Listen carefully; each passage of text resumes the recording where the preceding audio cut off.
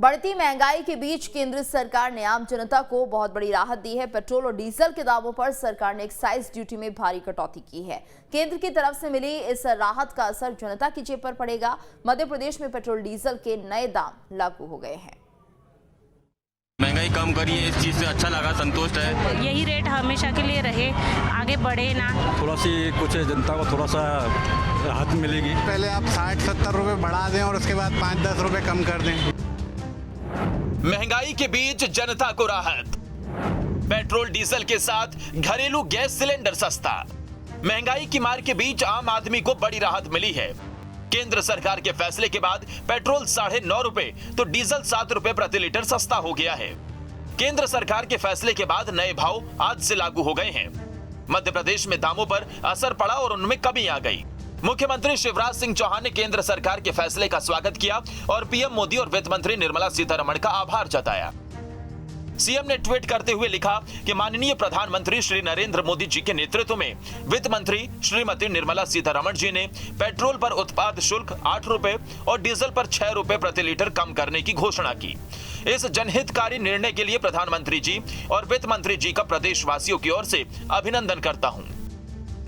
Bharatiya Janata party की सरकार जनहित की विचारधारा, जनसोच की विचारधारा से आगे बढ़ी। विचारधारा के आधार पर पेट्रोल और डीजल के दाम भी कम हुए और अब हमारी यही आशा है कि जिस तरीके से केंद्र सरकार ने कम की, बाकी राज्य जो दूसरे पार्टियों के द्वारा सरकार है वहाँ भी कम होना। पेट्रोल और डीजल के दामों के साथ केंद्र सरकार ने घरेलू गैस सिलेंडर पर भी 200 रुपए की सब्सिडी दी है।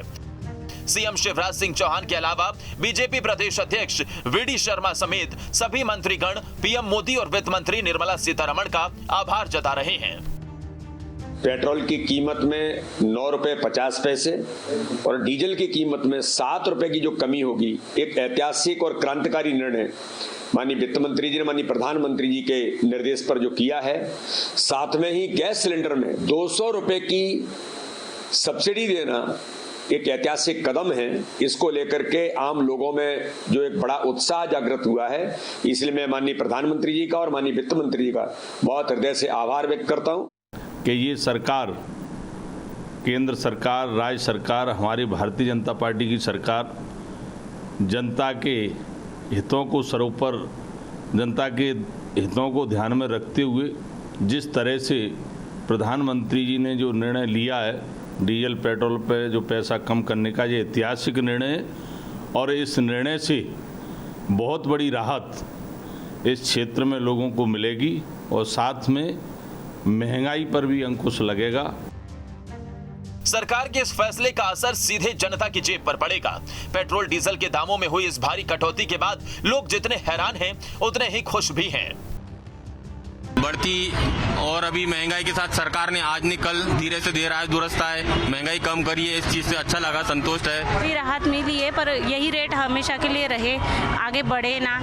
1 रुपए 2 रुपए से ज्यादा तो अच्छी बात है। अच्छा फैसला है सरकार का, थोड़ा सी कुछ जनता को थोड़ा सा राहत मिलेगी। केंद्र में मोदी सरकार के आने के बाद अब तक 12 बार एक्साइज ड्यूटी बढ़ाई जा चुकी है, जबकि सिर्फ 4 बार घटाई गई है। अब आपको बताते हैं मोदी सरकार ने कब कब एक्साइज ड्यूटी घटाई है।